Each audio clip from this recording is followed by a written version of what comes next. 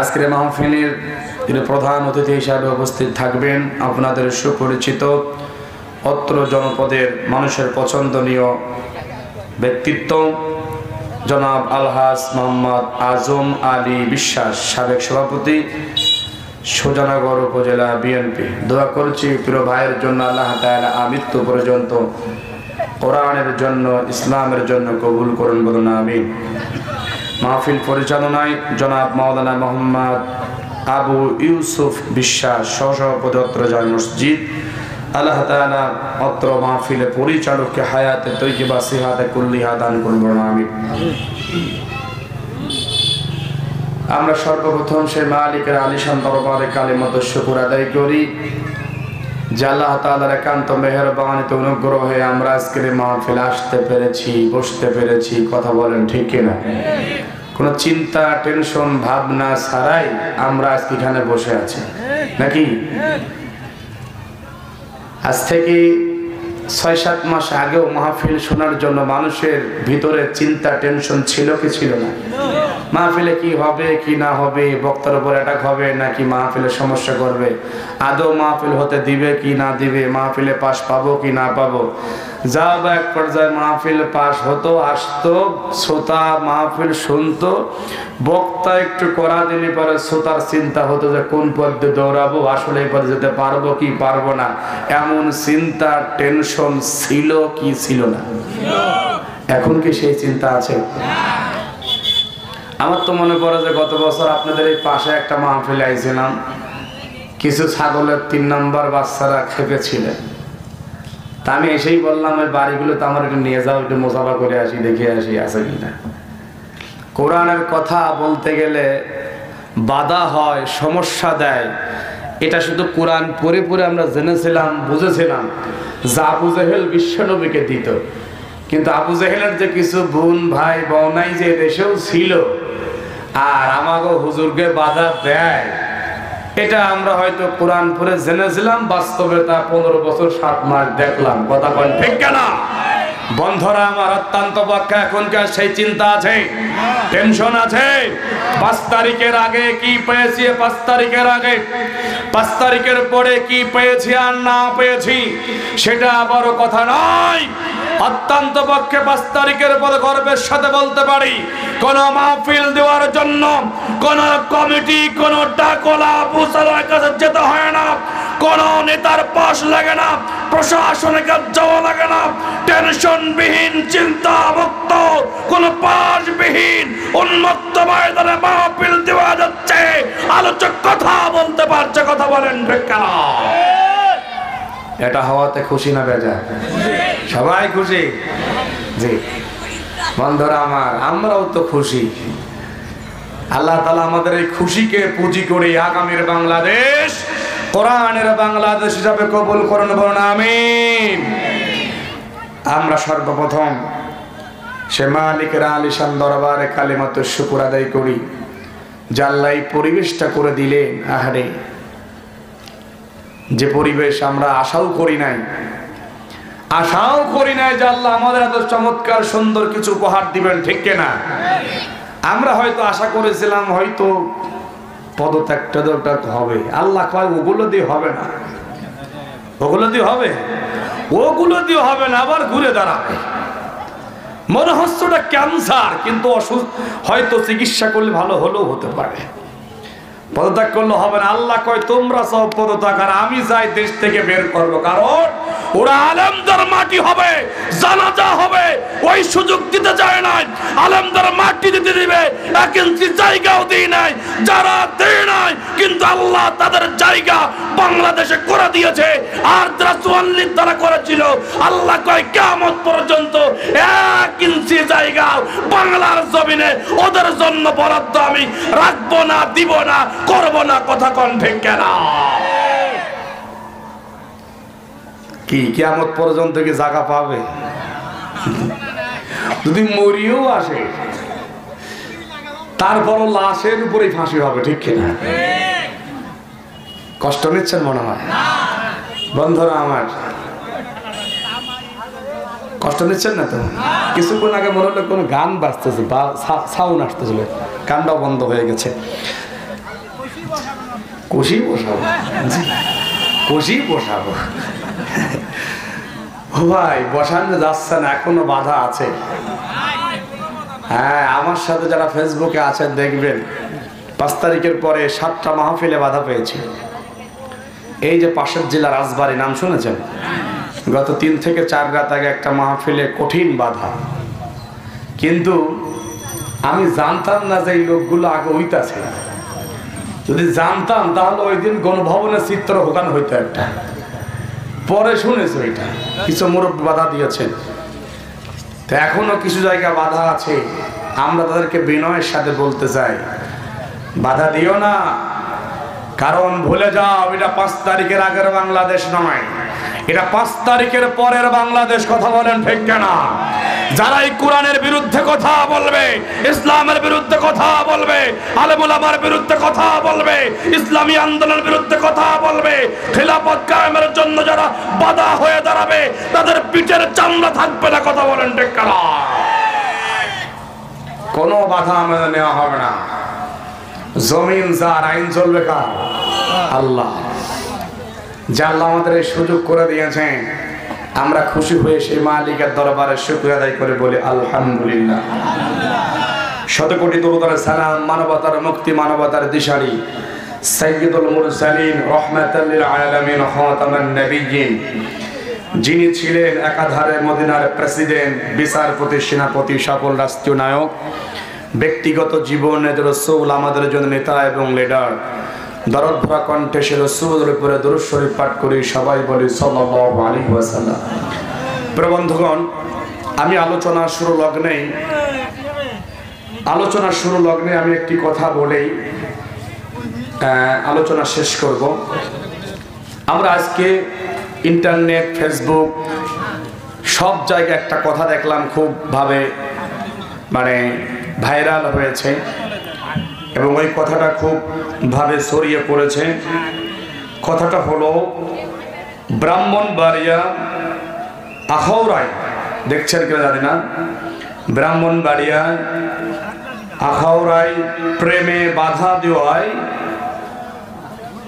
বাধা দেওয়ায় মাথা কেটে গর্তে পুঁতে রেখেছে এবং অবশিষ্ট অংশ পুড়িয়ে দেওয়া হয়েছে।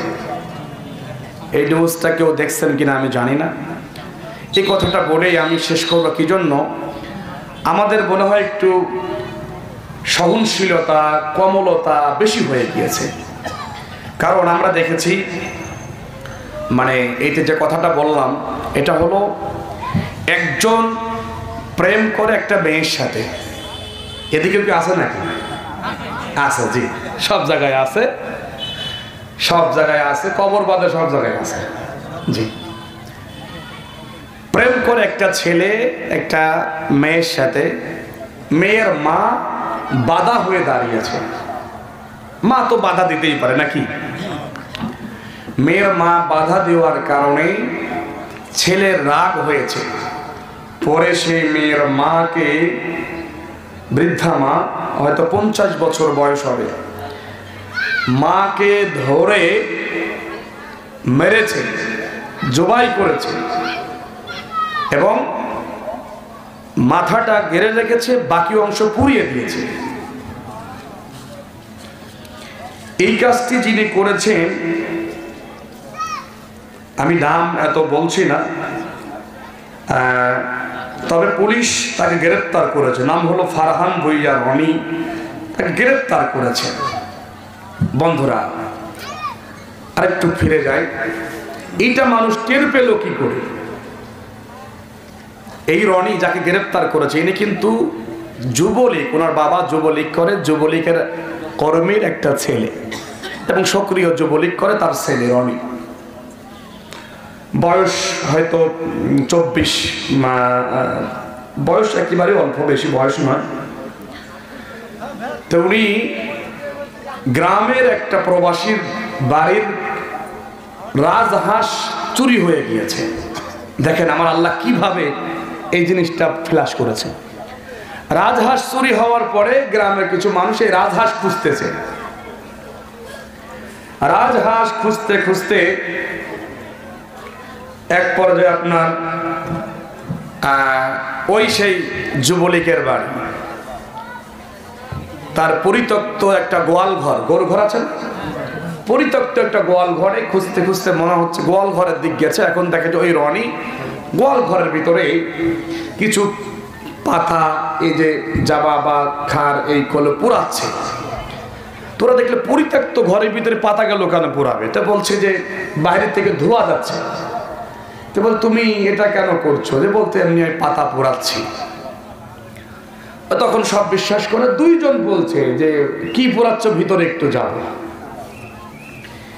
যেই বলছে ভিতরে যাব, তখন ওই রনি খুব রাগান্বিত হয়েছে, না ভিতরে যা, আমি বলছি যে পাতা পুরাচ্ছে, আমার বাড়িতে আপনি কেন ঢুকবেন? কিন্তু ওটা একটা পরিত্যক্ত ঘর, পরিত্যক্ত একটা গোয়াল ঘর।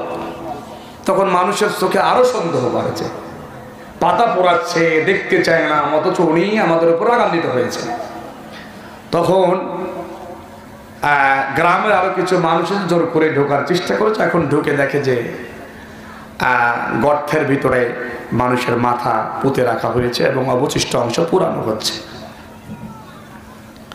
আপনি চিন্তা করেন তো, যে মায়ের সাথে রিলেশন করেছে, মা বাধা দিয়েছে, সেই মাকে ধরে নিয়ে এসে মেরেছে, জবাই করে মাথা পুঁতে রেখেছে, অবশিষ্ট অংশ পুরাচ্ছে। এটা কি মেনে নেওয়া যায়? কথা বলে খুব পাওয়ার। এই রনি, ওনার বাবা যুবলীগ করে বলাই, বাবার ছত্র ছায়ায় পাওয়ার দেখিয়ে এলাকায় আগে থেকেও এখন পর্যন্ত মাদকের সাথে জড়িত, যেটা নিউজ এসছে, নিউজ থেকে আমি বলছি, মাদকের সাথে, বিভিন্ন মাদক নেশার সাথে জড়িত, খারাপ কাজের সাথে জড়িত। উনি আবার এখন এই কাজটা করলেন।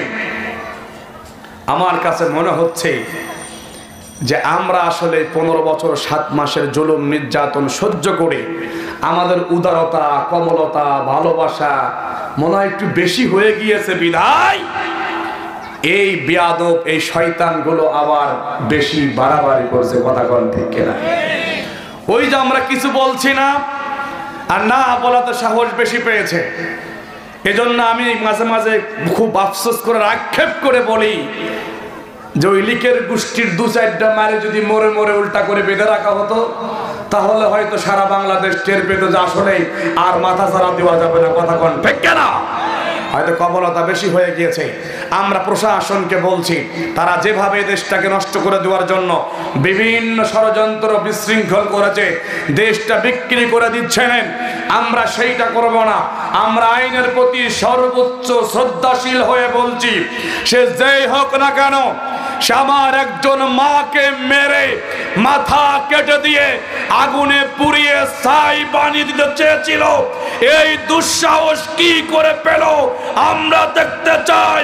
এই রনিকে যেভাবে গ্রেফতার করা হয়েছে, যদি ওর সাথে আরো কেউ জড়িত থাকে, সে যেই হোক না কেন, তার সর্বোচ্চ শাস্তি বাংলার জমিনে হোক, এটা আমরা দাবি জানাই। কথা বলেন ঠিক কিনা? কারণ এই বিচারগুলো যদি কোলঠাসা পড়ে যায়, ঠিক মতো না হয়, দেখবেন অপরাধ বাড়তেই থাকবে। ঠিক কিনা? আমি কি ভুল বলেছি? অপরাধ বাড়তেই থাকবে। এই অপরাধগুলো কমানোর জন্য আমাদের আইনি পদক্ষেপ নিতে হবে, আইনি ব্যবস্থা নিতে হবে। আইনি পদক্ষেপ আর ব্যবস্থা নিয়ে এই যে কুলাঙ্গারের কাজটি করেছেন, এই কুলাঙ্গারের সর্বোচ্চ শাস্তির দাবি আমরা পাবনার ময়দান থেকে জানাই। আল্লাহ তাআলা কবুল করুক, বলুন আমিন। কষ্ট নিচ্ছেন ভাই? কথা যেটা সত্য সেটা আমাদের বলতেই হবে। আমরা বলি না বিধায় এটা হয়েছে। এই যে গতকালকে তো আপনারা দেখেছেন, একজন মুক্তিযোদ্ধার গলায় জুতার মালা দিয়েছেন, দেখেছেন? দেখে খুব কষ্ট লেগেছে না? হ্যাঁ, সত্য কথা বলবেন। মুক্তিযোদ্ধারে মানুষ অপমান করুক, অপদস্থ করুক, গলার মালা ঢুকিয়ে দিক, তাকে কেউ হেয়পন্ন করুক, অত্যন্ত পক্ষে আমি এটা চাই না, আমার মনে হয় আপনারাও চান না। ঠিক না?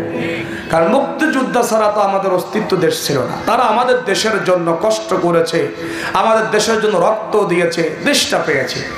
কিন্তু এটাও সত্য না যে মুক্তিযোদ্ধা করলেই আল্লাহর ওলি হয়ে যাবে, ফেরেশতা হয়ে যাবে, উনি মুক্তিযোদ্ধা করলেই 7 খুন মাপ পেয়ে যাবে, এটাও তো মেনে নেওয়া যায়। বুঝেন নাই? মুক্তিযোদ্ধা করলেই কি সে 7 খুন মাপ পেয়ে যাবে? সে আল্লাহর ওলি হয়ে যাবে, ভালো হয়ে যাবে? তা হতে পারে না।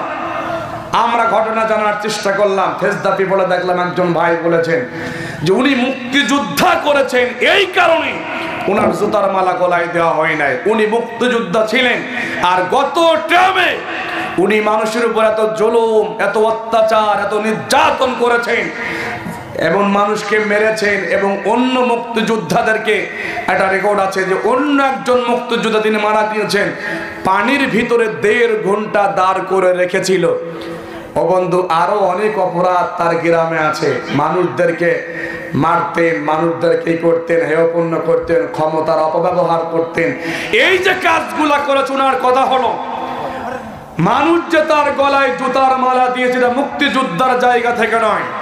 উনি মুক্তিযোদ্ধা ছিলেন ঠিক আছে, কিন্তু মুক্তিযোদ্ধা থাকা অবস্থায় উনি ক্ষমতার অপব্যবহার করে আপামর সাধারণ মানুষের উপরে জুলুম, নির্যাতন, অত্যাচারের এতই স্টিম রোলার বেশি চালিয়েছিলেন, মানুষ সহ্য করতে না পেরে কিছু যুবক হয়তো ধরে নিয়ে গিয়ে জুতার মালা দিয়েছে।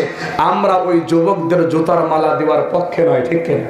অপরাধ যদি করে দেশের আইন আছে, বিচার হবে, কিন্তু কেউ আইন তুলে নেই, এটা আমরা চাই না। মুক্তিযোদ্ধার গলায় জুতার মালা দেখে যারা মানুষ কষ্ট পেয়েছেন, সারা বাংলাদেশ থেকে যারা ফেসবুকে প্রচার করেছেন, আহা আফসোস করেছেন, আফসোস করার কোনো বিষয় নাই। আমি বলতে চাই, আলেম হইলেই যেহেতু সব আলেম সমান নয়, আলেমের ভিতরে মুনাফিক আছে না নাই? আলেমের ভিতরে ইসলামী আন্দোলনের বিপক্ষের শক্তি আছে না নাই?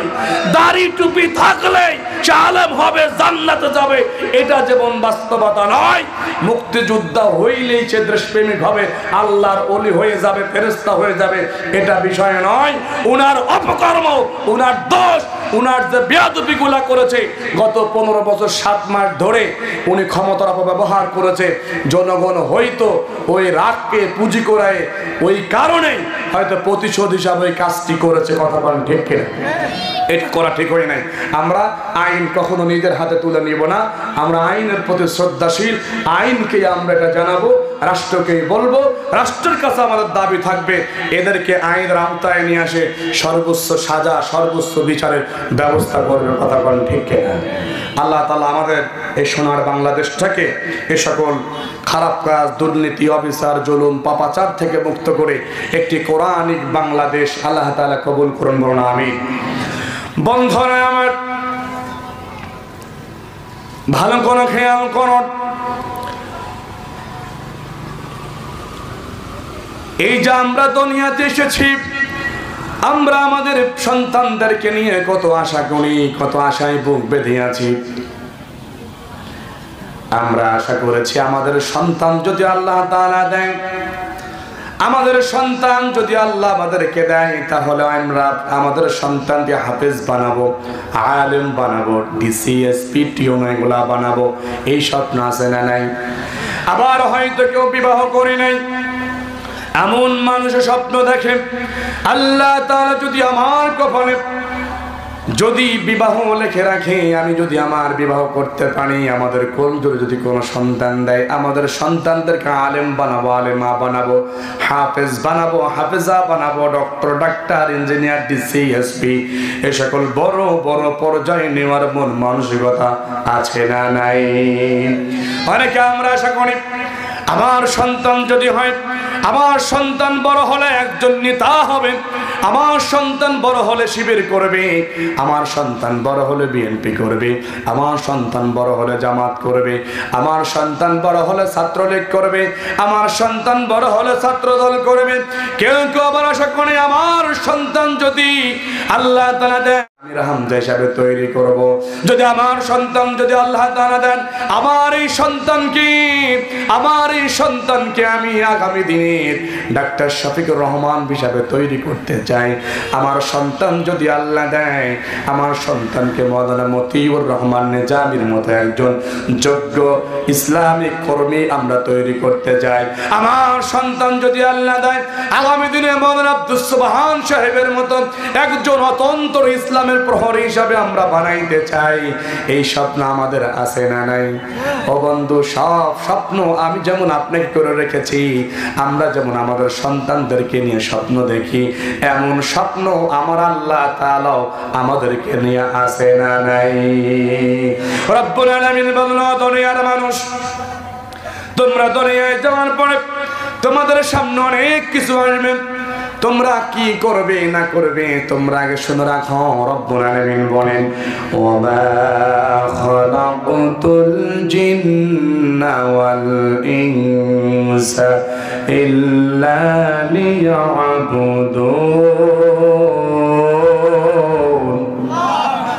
রব্বুল আলামিন বলেন, আমি দুনিয়াতে মানুষ সৃষ্টি করেছি শুধুমাত্র আমার ইবাদত করার জন্য, আমার গোলামি করার জন্য, আমার দাসত্ব করার জন্য। এই মানুষ শুধু আমার ইবাদত করবে, আমার গোলামি করবে, আমার দাসত্ব করবে। আমার গোলামি, আমার দাসত্ব, আমার ইবাদত ছাড়া অন্য কোনো কিছু করতে পারবে না। কথাটা কার? সবাই বলেন কার? ও বন্ধু, তাহলে এবার বলুন তো, আল্লাহ যে বললেন তার হুকুম, তার ইবাদত ছাড়া আমরা অন্য কিছু করব না, কিন্তু আমরা যারা দুনিয়ায় আছি আল্লাহর হুকুম ছাড়া অন্য কিছু আমরা করি কি করি না? এই যে দেখেন, আল্লাহ আমাদের অর্ডার করেছিলেন সালাতুল ইশার নামাজ আমাদের পড়তে হবে। আমার কাছে মনে হয় আমরা হয়তো অনেকে এই জায়গা আছি যারা ইশারের সালাতটা পর্যন্ত পড়ি নাই, এরকম মানুষ থাকতে পারে কি পারে না? মাগরিবের সালাত আমরা পড়ি নাই, আসরের সালাত আমরা পড়ি নাই, জোহরের সালাত আমরা পড়ি নাই, ফজরের সালাত আমরা পড়ি নাই, এমনকি এক ওয়াক্ত সালাতও পড়ি না। অনেকে আছি জুমার দিনের নামাজও আমরা পড়ি না। ও বন্ধু, এমন লোক আজকের সমাজে আছে না নাই? অথচ আল্লাহ বললেন নামাজের ডাকে যদি নামাজে চলে যাও, নামাজ আদায় করো। আর আমরা নামাজকে বাদ দিয়ে নামাজ পড়ি না, আমাদের কাছেও যাই না। কিন্তু আমাদের নেতা যদি আমাদেরকে বলে ওই যে আজকে জনসভায় যেতে হবে, আজকে মিটিংয়ে যেতে হবে, আজকে মিটিংয়ে যেতে হবে, ওই পোস্টারগুলো লাগানো লাগবে, অমুককে মারতে হবে, অমুকের বাড়ি ঘর ভাঙচুর করতে হবে, অমুককে গুম করতে হবে, কিন্তু আমরা আল্লাহর কথা শুনে মসজিদে গেলাম না, কিন্তু নেতার কথা শুনে এগুলা আমরা করি কি করি না? কথা বলেন, করি কি করি না? এরকম নেতা আজকের সমাজে আছে না নাই? ও বন্ধু, আল্লাহ বললেন আমার ইবাদত ছাড়া অন্য কোনো কিছু করা যাবে না। আর আমরা আল্লাহর ইবাদত বাদ দিয়ে আমরা অন্য কোনো কিছু করেছি। কেউ যদি প্রশ্ন করা হয় তোমরা কেন ওইটা করলা, একটু বলো তো দেখি। তুমি যে নামাজ পড়তে আসলা, ওই যে পার্টি অফিসে বসেছিলা, তোমার আশপাশে সবগুলো অনেকগুলো নেতাগুলো সিগারেট খাইলো, তোমার নেতা নামাজে আসলো না, কিন্তু তুমি ওখানে বসলা কেন? তখন বলে হুজুর বোঝেন না, একটু লেওয়াজ দিয়ে চলতেছে কিন্তু জায়গা মতো আছি। ও বন্ধু, মনে করতে হবে এগুলাই মুনাফিক, জায়গা মতো তো নাই মানুষের চোখের সামনে ওখানে, আর চোখের আড়ালে তো থাকবেই না। কথা কোন ঠিক কিনা? বন্ধুরা আমার, এইবারে যখন প্রশ্ন করা হয় ওখানে গিয়েছো কি জন্য, তখন তারা বলে আমরা একটু জীবন বাঁচানোর জন্য ওখানে গিয়েছি, একটু সমস্যা আছে, হয়তো আমাদের উপরে জুলুম মার হতে পারে, আমাদের উপরে চাপ সৃষ্টি করতে পারে, ছেলে একটা চাকরি করে, হয়তো আমাদের মরে যেতে পারি। ও বন্ধু, মরার ভয়ে চাকরি চলে যাবে, এই কারণে অনেকেই অন্যদের সাথে মিশে, এরকম মানুষ আছে না নাই? এই যে আমার হুজুরের কথা বলে, আমি তো কামিল মাদ্রাসায়, আমার কামিল মাদ্রাসার মুহাদ্দিস, মুফাসসির এবং প্রিন্সিপাল, তারা আমাকে এই তো 1 বছর আগেই ফোন দিয়ে বলেছিলেন তুমি আপাতত একটু ইসলামী আন্দোলনকে ছেড়ে দাও। আমি বললাম কেন? কয় ছেড়ে দিয়ে আমরা যে গোলামালিক করেছি তুমি আমাদের সাথে আসো। আমি বললাম কি জন্য আসবো? কয় দেখো, বেশি বোঝা ভালো নাই, তুমি আমাদের ছাত্র, আমরা তোমার উস্তাদ, তুমি যে ছোট্ট মানুষ, এখনো তোমার সামনে অনেক ভবিষ্যৎ, তুমি এখনো রানিং ছাত্র, পড়াশোনা করো, তোমার সামনে অনেক ভবিষ্যৎ, তুমি অনেক বড় হবা। ইতিমধ্যেই তুমি দেশ ও দেশের বাইরে কথা বলা শুরু করে দিয়েছো, অথচ তুমি এখন যদি ওই ইসলামী আন্দোলন, ওই দলের কর্মী হয়ে কাজ করো, তাহলে কিন্তু তোমার ভবিষ্যৎ খারাপ হয়ে যাবে, ভবিষ্যৎ অন্ধকার হবে, ভবিষ্যৎ নষ্ট হয়ে যাবে, তুমি চাকরি পাবা না, তুমি তো সামনে তোমার মুহাদ্দিস মুফাসসির হওয়ার অনেক যোগ্যতা আছে, আর তুমি ওগুলা বাদ দিয়ে আপাতত মিশে থাকো, হয়তো প্রয়োজন হলে আবার চলে যাবা। আমি হুজুরকে সাফ সাফ বলেছিলাম, হুজুর সাফ সাফ আমি বলেছিলাম, হুজুর ছাত্র হয়তো আপনি অনেক আছে, ছাত্র চিন্তা আপনি ভুল করেছেন, কারণ আপনি সব ছাত্রের সাথে শেখ সাইদুল ইসলাম সাইদকে মিলাবেন না। কারণ আমি যখন ক্লাস 9-এ পড়ি মাদ্রাসা থেকে আমাকে বের করে দিয়েছিলেন শুধুমাত্র ইসলামী আন্দোলন করার জন্য। আমি যখন পড়ব তখন আমাকে বাধা দেওয়া হয়েছিল। যখন আমি আলিমে পড়তে যাব মাদ্রাসা আমাকে ভর্তি নিচ্ছিল না, কই তোমাকে নেওয়া যাবে না, এত কষ্ট দিয়েছেন, তারপরও ভেবেছি মৃত্যু একজনের হাতে, তিনি কে? এই চিন্তা ভাবনা করে আমি কখনো তাদের কথা শুনি নাই। হুজুর আপনি যে কথাটা বললেন ভবিষ্যৎ দেওয়ার ক্ষমতা হুজুরের না আল্লাহর? সবাই বলেন ওই হুজুর আমার ভবিষ্যৎ দিয়ে, বললাম ভবিষ্যৎ দেওয়ার ক্ষমতা আপনার হাতে না। কয় তুমি কিন্তু বেশি বাড়াবাড়ি করেছো। সাফ সাফ বলেছিলাম বাড়াবাড়ি করি নাই, কারণ আমি এটা ভালো করেই জানি, ও আমার কানা লিনাফসিন আন তামুতা ইল্লা বিইذনিল্লাহ। আমি এটা ভালো করেই জানি কোন প্রাণী, কোন মানুষ আল্লাহর অনুমতি ছাড়া, আল্লাহর অনুমতি বিহীন মৃত্যুবরণ করে না। কথা বলেন ঠিক কিনা? আল্লাহর অর্ডার যখন হয়ে যাবে, আল্লাহর অনুমতি যখন হয়ে যাবে, তখন আমার মৃত্যু হবে। আল্লাহর অর্ডার, আল্লাহর অনুমতি যদি না হয়, পুলিশের বন্দুকের সামনে থেকেও যে আল্লাহ আমারে বাঁচাইতে পারে। কথা বলেন ঠিক কিনা? এমন অনেক এক্সাম্পল আছে। আমি বললাম হুজুর না, পারবো না, এটা সম্ভব নয়, প্রয়োজনে কামিল আমি শেষ করবো না, তারপর আপনার কথা আমাদের ওলামাকে যাইতে পারবো না। ছোট থেকে ইসলামী আন্দোলন, বাকি জীবনটাও ইসলামী আন্দোলনে ব্যয় করতে চাই। যেমন আপনি চাকরি ঠেকানোর জন্য, এমপিও ঠেকানোর জন্য, মাদ্রাসার 3 তলা 4 তলা বিল্ডিং ঠেকানোর জন্য আপনার চাকরি চলে যাবে, এই জন্য আপনি লেবাজি করে আছেন, মুনাফিকি করেছেন। ও হুজুর, আমিও পরকালে জাহান্নাম থেকে মুক্তি পাওয়ার জন্য, আল্লাহর জান্নাতে যাওয়ার জন্য ইসলামী আন্দোলন কর্মী হয়েছি। বাকি জীবনটা ইসলামী আন্দোলনের কর্মী হয়ে থাকতে চাই, বাকি জীবনটা আল্লাহর জমিনে আল্লাহর দ্বীন কায়েমের চেষ্টা চালিয়ে যেতে চাই। আপনি চান চাকরি, আমি চাই পরকালে জান্নাত। কথা কোন ঠিক না?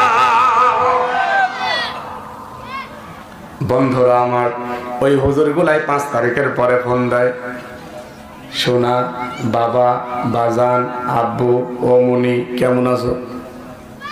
আগে কথাই বলতো না, এখন সোনা, বাবা, বাজান, আব্বু কেমন আছো? রাত জাগছো একটু ঠিক মতো দুধ খেয়ে, গরম ডিম খেয়ে, একটু ভালো করে ঘুমাও, এখন এইগুলা বলে। ও বন্ধু, আমার আল্লাহ আছে না নাই? ইসলাম ছিল, ইসলাম আছে, ইসলামই থাকবে। কথা কোন ঠিক কিনা? এইজন্য আল্লাহর অনুমতি ছাড়া কোনো প্রাণী মৃত্যুবরণ করে না। আল্লাহর অনুমতি ছাড়া কেউ মরতে পারে না। আল্লাহর হুকুম যখন হবে তখন মৃত্যু হবে। আল্লাহর অর্ডার যখন হবে না, অর্ডার হওয়ার আগ পর্যন্ত কেউ মারা যেতে পারবে না। কথা বলেন ঠিক কিনা? বন্ধুরা আমার, রব্বুল আলামিন তারপর অংশ বলেছেন, ওমাইয়ুরিদ সাওয়াবাদ দুনিয়া নুতিহি মিনহা। আর আমার আল্লাহর কাছে যারা দুনিয়ায় পুরস্কার লাভের আশায় কাজ করে, যারা দুনিয়া চায়, যারা দুনিয়ায় পুরস্কার চায়, আমি আল্লাহ তাআলা ওই ব্যক্তিদেরকে দুনিয়ার পুরস্কার দেই। যারা দুনিয়া চায়, দুনিয়ার পুরস্কার দেই। দুনিয়া চাওয়া মানুষ আজকের সমাজে আছে না নাই? দুনিয়ায় সম্মান, মান, মর্যাদা সব কিছু চায়। আল্লাহ কয় দুনিয়া চেয়েছিল, দুনিয়া দিয়েছি, পরকাল চাই নাই, পরকাল দেই নাই। কথা কোন ঠিক কিনা? ও বন্ধু, আমরা দেখেছি আহারে গত 15 বছর 7 মাস ধরে এদেশে আল্লাহ এত সম্মান তাদেরকে দিয়েছিলেন।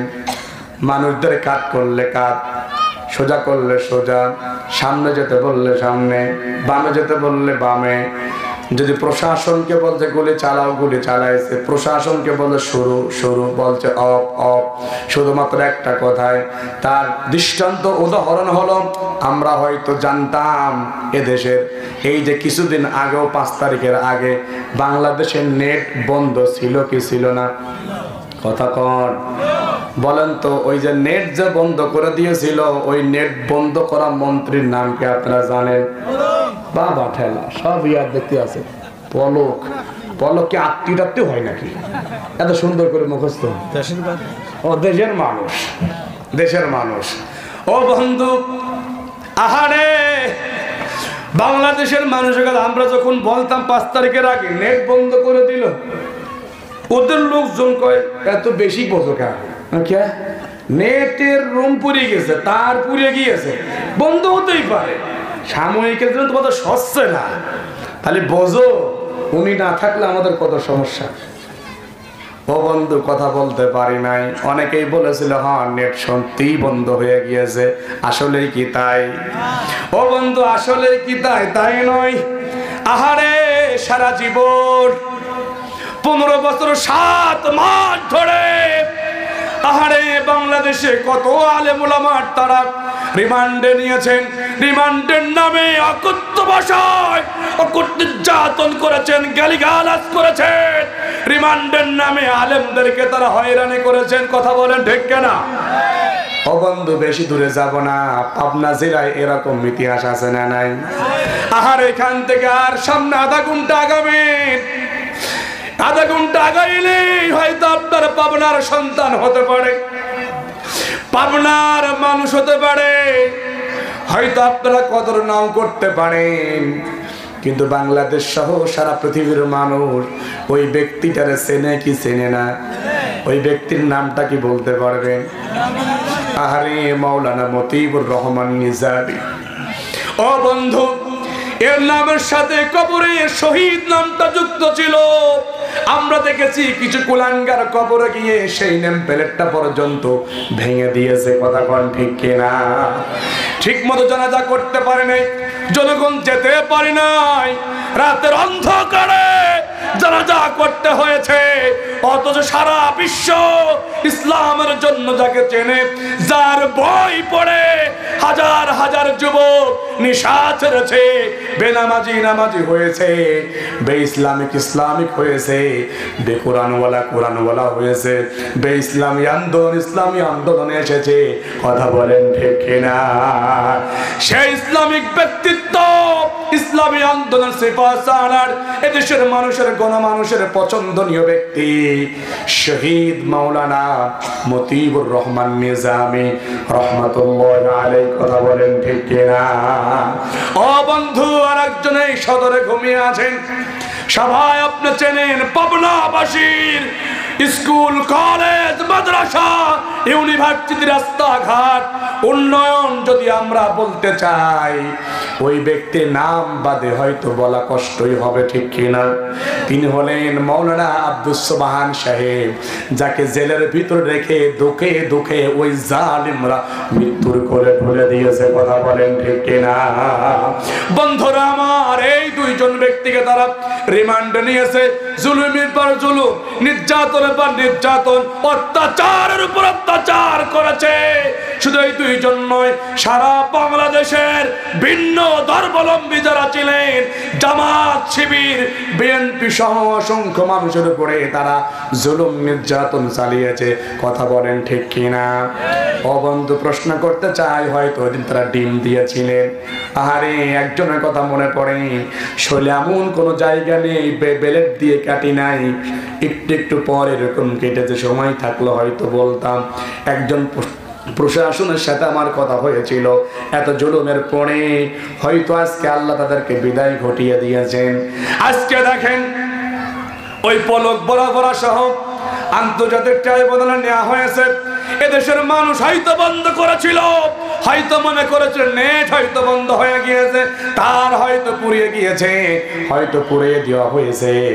ও বন্ধু, যে আন্তর্জাতিক ট্রাইব্যুনাল নিয়ে হয়তো 2-4টা ডিম দেওয়া হয়েছে, হয়তো কষণি যখন দেওয়া হয়েছে তখন ওই পলক বেটা বলতে বাধ্য হয়েছে এই নেট আমি বন্ধ করি নাই, এই নেট হাসিনার নির্দেশে আমাকে বন্ধ করতে হয়েছে। কথা কোন ঠিক কিনা? এটা কিন্তু টিভির নিউজ। ও বন্ধু, এইবার দেখো ডিমের কি মজা, এইবার দেখো রিমান্ডের কি মজা। কথা কোন ঠিক কিনা? আমরা আইনের প্রতি শ্রদ্ধাশীল হয়ে বলছি, বাংলাদেশের মানুষ যদি চাইতো সারা বাংলাদেশ আওয়ামী লীগের যত কর্মী আছে ও একদিনে পিটায়ে পিটায়ে রাস্তায় শুয়ায় রাখবে, সাপ পিটানো পিটাবে, বাংলার মানুষ কিন্তু এটা করতে পারতো। কথা কোন ঠিক কিনা? আর জোরে বলেন ঠিক কিনা? ও অন্তর্বর্তীকালীন সরকারকে বলছি, ও আইন উপদেষ্টাকে বলছি, আন্তর্জাতিক ট্রাইব্যুনালের দায়িত্বশীলদেরকে বলছি, এটা বাংলাদেশের মানুষ পারতো কিন্তু করি নাই। কারণ বাংলাদেশের মানুষ আইনের প্রতি শ্রদ্ধাশীল, আইনের প্রতি ভালোবাসা, উদারতা আছে। এই উদারতা আছে বিদায় এই কাজগুলা করে নাই। আমরা চাই তোমরা প্রত্যেকটারে ধরে বাংলাদেশের যত খুনের সাথে জড়িত, হত্যার সাথে জড়িত, যত খারাপ কাজের সাথে জড়িত, ভালো ভালো মানুষদেরকে যারা ফাঁসির কাজটা ঝুলিয়ে দিয়েছে, এদের সাথে যারা জড়িত প্রত্যেকটারে ধরে আইনের আওতায় নিয়ে আসে সর্বোচ্চ শাস্তির ব্যবস্থা করতে হবে। কথা কোন ঠিক কিনা? আর যদি না করেন এটাও শুনে নেন যে বাংলাদেশের মানুষ 5 তারিখে গণভবনের যে চিত্র ঘটিয়েছিলেন ওই চিত্রটা বারবার দেখবেন। আর যদি বারবার ভিডিওটা দেখবেন, কারণ ভিডিও যদি দেখা ভুলে যান হয়তো ভারত প্রেমিক হয়েও যেতে পারেন। ভিডিওটা দেখলে ছাত্র জনতার কথাগুলো আপনাদের মনে পড়বে। ওই মনে পড়ার জায়গা থেকে বলতেছি, এখন যদি আপনারা নীল চশমা, রঙিন চশমা পরে যদি স্বপ্ন দেখেন, আর যদি ওই খুনিগুলার যখন এই বাংলাদেশে আমরা দেখেছি আলেম ওলামাদেরকে ডান্ডা বেরি পরানো হয়েছে, আলেমদেরকে মেরে মেরে বেহুশ করে কোঠে উঠানো হয়েছে, আলেমদেরকে গরুর মতো বেঁধে নেওয়া হয়েছে। কথা কোন ঠিক কিনা? অথচ এই বাংলাদেশে যে আলেমদেরকে যারা গরুর মতো বেঁধে নিয়েছে, আলেমদেরকে যারা ডান্ডা বেরি পরে নিয়ে গিয়েছে, ওই বাটপাটদেরকে, ওই শয়তানদেরকে আমরা দেখেছি কিছু প্রশাসনের মানুষ কোনো হ্যান্ডকাপ পরাই নাই, হাতের ভিতর হাত দিয়ে তারা হাঁটছে। এই হাসি দেখে মনে হচ্ছে তারা ভিতর বাহিরের সাইডে ভিতরে ভালো রয়েছে। কথা কোন ঠিক কিনা? ও বন্ধু, পুটি বাচ্চা উল্টে খেতে পারো না, ভেজে খেতে পারো না। আর যদি এই সরলতার সুযোগ নিয়ে তোমরা এই ব্যক্তিদেরকে যদি ছেড়ে দাও, এই ব্যক্তিদের পার করে দাও, কসম আল্লাহি বাংলার জমিনে একটা খুনের বিচারও যদি তোমরা পার করে দাও, এই তো তৌহিদি জনতা একটারও ছাড় দিবে না। কথা বলেন ঠিক কিনা? আমরা আজকের এই ময়দান থেকে জানাইতে চাই, আহারে এতদিন চলে গেল, এতদিন চলে গেল, যারা পাবনার সাতিয়ার মাওলানা মতিউর রহমান নিজামীর খুনি যারা ছিলেন, সাক্ষী যারা ছিলেন, এগুলার লিস্ট করেন। পাবনা সদরের মাওলানা আব্দুস সুবহান সাহেবের খুনি যারা ছিলেন, হত্যার লিস্ট যারা করেছিলেন, সাক্ষী যারা দিয়েছিলেন, এগুলার লিস্ট করে ওই পাবনার শহীদ আব্দুল কাদের মোল্লার খুনি যারা ছিলেন, সাক্ষী যারা দিয়েছেন, এগুলার লিস্ট করেন।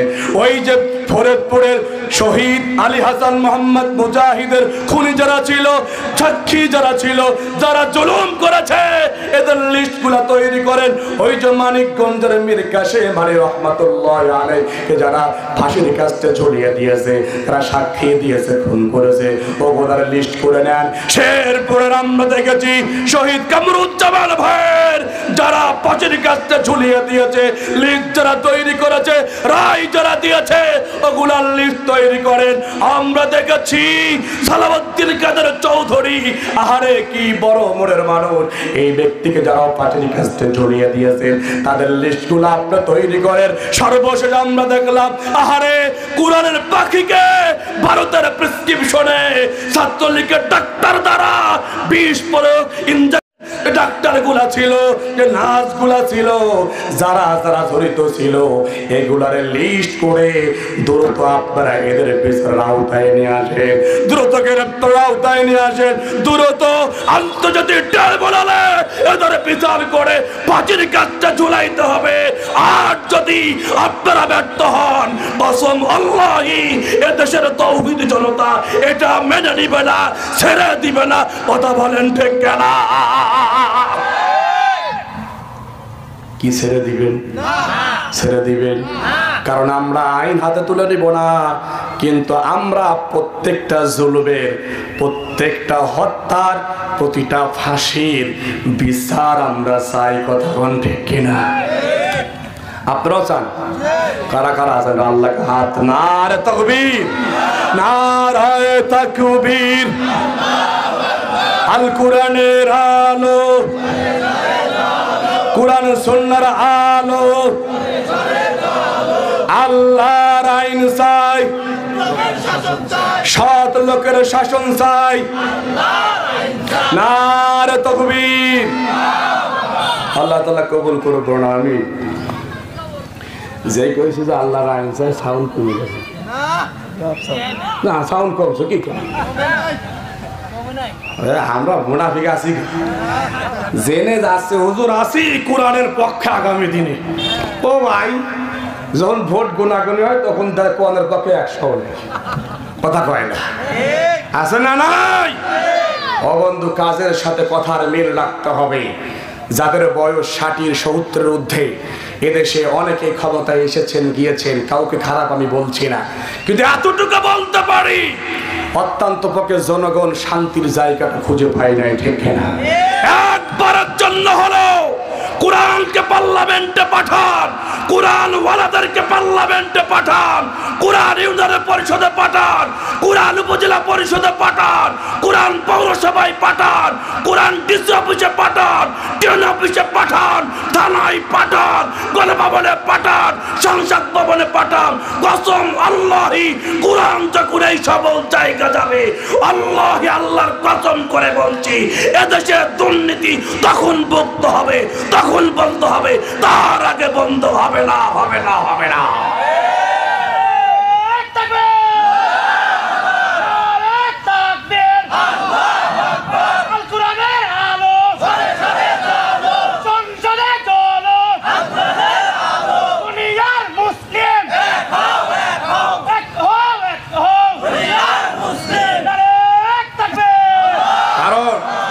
কারণ আমরা দেখেছি সকল তন্ত্র মন্ত্র মানুষের আশায় মানুষের অধিকার ফিরে পাবে না, মানুষ শান্তি ফিরে পাবে না।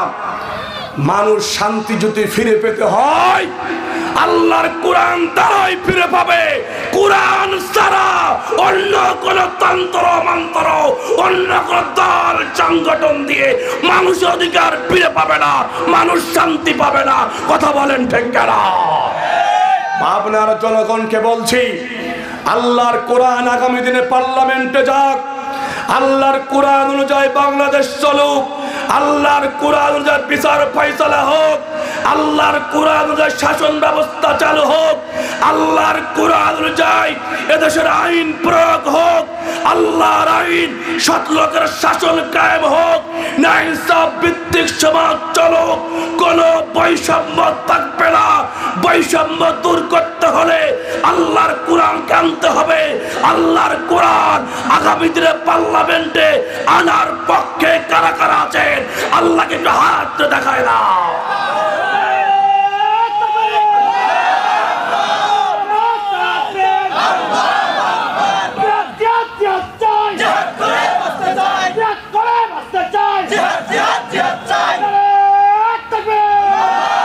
আল্লাহ তাআলা কবুল করুক, বলুন আমিন।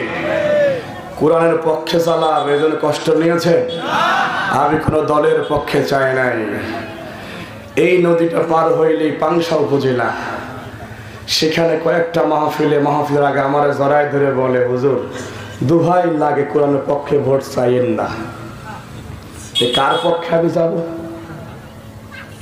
তার কারণ কোরআনের পক্ষে না চাওয়া, আল্লাহর পক্ষে চাওয়া যাবে, কারণ ওটাও করার দরকার নেই। কসম করে বলছে, এই স্টেজে বসে বলতেছি, কোরআনের পক্ষে যারা ভোট চাইতে নিষেধ করে, মানুষের মতো দেখা গেল প্রকৃত পক্ষে ওটা অমানুষের জন্ম। কথা বল ঠিক? কারণ ও বলতে পারতো, হুজুর আপনি চরমুনার ভোট চাবেন না, জামাতের দাঁড়িপাল্লার ভোট চাবেন না, এটা আমি বেঁধে নিতাম, কারণ কারা একটা দল, ঠিক কিনা? কোরআনের পক্ষে যাব না, এটা তুমি কেন আমার বাপও যদি বলে তাও মানতে পারবো না। কথা বলেন ঠিক না? জীবন যতদিন আছে, রক্ত যতদিন আছে, যতদিন আল্লাহ হায়াত রেখেছে, ততদিন কোরআনের পক্ষে কথা বলবো, কোরআনের পক্ষে ভোট চাবো, কোরআনের পক্ষে ভোট সিল দিব। যাদের গা জ্বলে জ্বলুক, যাদের সমস্যা হোক হোক, ওদের গা জ্বলা, ওদের সমস্যা দেখার টাইম নাই। আগামীর বাংলাদেশ হবে কোরআনের বাংলাদেশ। কথা বলেন ঠিক না? আল্লাহ কবুল করবে না। আমি কষ্ট লাগছে বন্ধুরা আমার। তাহলে আল্লাহ তাআলা আমাদের একটি লক্ষ্য উদ্দেশ্য নিয়ে আমাদের দুনিয়ায় প্রেরণ করেছেন। যেমন আমাদের পিতা মাতার আশা আছে, আমার রব্বুল আলামিন আমাদের আশা হলো আমাদেরকে নিয়ে আমরা যেন তার ইবাদত করি, তার গোলামি করি, তার দাসত্ব করি, তার হুকুম যেন মেনে নেই। ও বন্ধু, এই জন্য আল্লাহ তাআলা আমাদের প্রেরণ করেছেন, সৃষ্টি করেছেন। কথা বলেন ঠিক কিনা? কি কোনো সমস্যা নাকি? ভিতরে কিছু কথা আছে, সমস্যা হলে বলতে পারেন ডাইরেক্ট। বন্ধুরা, আল্লাহ তাআলা আমাদের একটি লক্ষ্য নিয়ে আমাদের প্রেরণ করেছেন, সৃষ্টি করেছেন, পাঠিয়েছেন। আর যারা দুনিয়ায় পুরস্কার লাভের আশায় কাজ করবে, রব্বুল আলামিন তাদেরকে দুনিয়ায় দিবে। যেমন মনে করেন, যারা দেশের গত 15 বছরের বেশি ধরে এমপি মন্ত্রী ছিলেন, প্রধানমন্ত্রী ছিলেন, আহারে কত ক্ষমতা, কত পাওয়ার, দুনিয়ায় অর্থ সম্পদ, টাকা পয়সা, বাড়ি গাড়ি সব তারা পেয়েছিলেন। তারা দুনিয়া চেয়েছিল, আল্লাহ দুনিয়া তাদেরকে দিয়েছে। ও বন্ধু দেখেন, আবার তাদেরকে আল্লাহ দুনিয়া থেকে অপমান, অপদস্থ, লাঞ্ছিত, বঞ্চিত করেছে। কথা বলেন ঠিক কিনা? এই যে মনে করেন ওই সময় আইন মন্ত্রী বা আইন মন্ত্রী হয়তো ছিলেন কামরুল ইসলাম। আহারে, উনি প্রথম আন্তর্জাতিক ট্রাইব্যুনাল গঠন করে আলেমদেরকে যখন জেলখানায় রেখেছিলেন, দেখার জন্য গিয়েছিলেন, উনি মুখ ভাঙিয়ে কথা বলেছিলেন। আজকে ওই আন্তর্জাতিক ট্রাইব্যুনাল উনাদের গঠন করায় উনাদেরই যাওয়া লেগেছে। কথা বলেন ঠিক কিনা? এই বিচারটা কার? আল্লাহর। আমরা হয়তো এই বিচারগুলো ভুলে যাই, আমরা হয়তো এই বিচারগুলো ভুলে যাই। এটা ভুলে গেলে হবে না যে আমরা এত বছরের জুলুম থেকে আমরা মুক্তি পেয়েছি। আবার যদি আমরা জুলুম করে নিই, জুলুম করা শুরু করি, একদিন আজ হোক কাল হোক আবার এক সময় আমাদেরও বিদায় হতে হবে। কথা বলেন ঠিক কিনা? বন্ধুরা আমার, দুনিয়ায় চেয়েছিলেন, দুনিয়ায় সম্মান দেওয়ার পরে আবার আল্লাহ তাদেরকে অপমান, অপদস্থ করেছে। শুধু তাই নয়, ব্যাখ্যা দেওয়ার জন্য বলছি, 5 তারিখে গণভবনে 12 আইটেমের তরকারি রান্না ছিল, 12 আইটেমের খাবার রান্না ছিল। ইতিহাসগুলো হয়তো জানেন না, 12 রকমের খাবার, 12 আইটেমের খাবার রান্না ছিল। আহারে, এত 12 রকমের খাবার হয়তো কিছু সময় পরে টিভির পর্দার সামনে পড়বে, আর মানুষের রক্তগুলা দেখবে আমার দিকে আসতেছিল গণভবন ঘেরাও করার জন্য। আর এদেরকে গুলি করে করে পুলিশ প্রশাসনগুলা পাখির মতো মারছে। ওই দৃশ্যগুলা গণভবনের ভিতরে বসে বসে দেখবে, আর হয়তো 12 আইটেমের খাবারগুলো খাবে। এই স্বপ্ন নিয়ে এই কাজগুলো করেছিল। কথা বলেন ঠিক কিনা? ওই তো আমার আল্লাহ তাআলা পরিকল্পনা দেখেন। এই যে 12 রকমের খাবার রেডি, সব রেডি, কিন্তু খাবার সুযোগ হলো না। কথা বলেন ঠিক কিনা? আল্লাহ দুনিয়া অপমান অপদস্থ করে বের করে দিলেন। এইবার রব্বুল আলামিন বলেন ওয়ামাইয়ুরিদ সাওয়াবাল আখিরাতি নুতিহি বিন্নাহা। এবার আল্লাহ বলেন যারা আখিরাতের পুরস্কার লাভের আশায় কাজ করে আমি আল্লাহ তাদেরকে দুইটা দিই। বলেন সুবহানাল্লাহ। আমরা পুরস্কার একটা চাই না দুইটা চাই? দুইটা। আখিরাতের পুরস্কার লাভের আশায় কাজ করলে আল্লাহ দুনিয়ায়ও দেয় পরকালেও দেয়। বলেন সুবহানাল্লাহ। এই যে বন্ধু উদাহরণ স্বরূপ দেখেন কোরআনের পাখি শহীদ আল্লামা দেলওয়ার হুসাইন সাইদি রহমতুল্লাহি আলাইহি। আহারে এই মানুষটাকে 13 বছরের বেশি জেলখানায় বন্দী করলেন। নিকৃষ্ট মামলা কাঁধে ঝুলাই দিলেন। মামলা নাম্বার 1 যুদ্ধ অপরাধী, মামলা 2 দর্শনকারী, মামলা 3 রাজাকার, মামলা 4 রাষ্ট্রদ্রোহী কাজ করেছে, নাম্বার 5 জাকাতের টাকা আত্মসাৎ করেছে। এরকম শত মামলা দায়ের করেছে। কথা বলেন ঠিক কিনা? ও বন্ধু, এত মামলা করার পরেও প্রশ্ন করতে যায়, সর্বশেষ যখন দেখলেন আর তো হয় না, ফাঁসিও দিতে পারি না, তখন তার ভিন্ন পরিকল্পনা করে ভারতের প্রেসক্রিপশনে ইনজেকশন পুশ করে বেড়ে ফেলাই দিল। এই যে রাজাকারের মামলা কাঁধের উপরে ছিল, যুদ্ধ অপরাধী মামলা কাঁধের উপরে ছিল, ধর্ষণকারীর মামলা কাঁধের উপরে ছিল। প্রশ্ন করতে চাই, এত মামলা থাকার পরেও বাংলাদেশের মানুষ তার প্রতি ভালোবাসা কমছে না বাড়ছে? এই যে বাড়ছে, আখিরাতের জন্য কাজ করেছে আল্লাহ তাদেরকে দুনিয়ায়ও দিয়েছেন এবং পরকালেও আমরা বিশ্বাস করি উনি একজন কোরআনের কর্মী ছিলেন, হয়তো পরকালেও আল্লাহ তাকে উত্তম পুরস্কার দিবেন। কথা বলেন ঠিক কিনা? আমরা দোয়া করি আল্লাহ পরকালে তার উত্তম পুরস্কার দিন। বলেন সুবহানাল্লাহ, বলেন আমিন।